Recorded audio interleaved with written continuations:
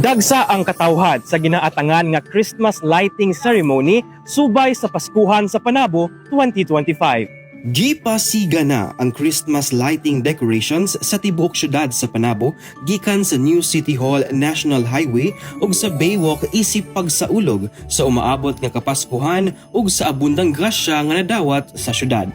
Saksi ang mga katawhan nga nakigsadya sa maanindot nga fireworks display sa City Hall grounds ug Panabo City Baywalk diin misabay sa ritmo ang mga pasiga sa kalangitan.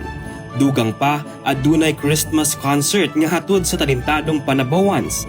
Gipakita nila ang ilahang mga talento sa pagkanta, pagsayaw ug uban pa.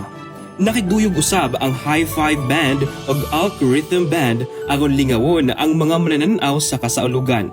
Nagpadayag usab og mensahe si City Mayor Jose E. Rilampagos ngadto sa Panabawans. Ang Pasko magod, no? Ang Pasko kinahanglang malipay ta, no? Lipayo na to ang atong pamilya. Bisag muna sa ginhawa. Muna magaigsunan, dili ta magpakawa sa paglaom, no? Dili kita magpakawa sa paglaom, kita mismo nga maoy maka-asinso sa atong kinabuhi. Walay laing tao nga makapasinso sa inyong kinabuhi kung kamo mismo ang makapasinso. Mitambong sa selebrasyon si City Vice Mayor Honorable Franklin D. Hinteles, mga konsehales, mga lider sa nagkalain-laing national line agencies, city government department heads, barangay captains ug uban pa.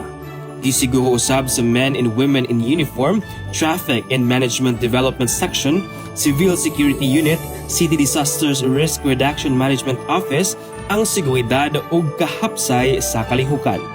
Kauban ang hiniusang puwersa sa City Information Office. Kini si Alvin Pateño alang sa Frontline News Panabo. Importante, informed.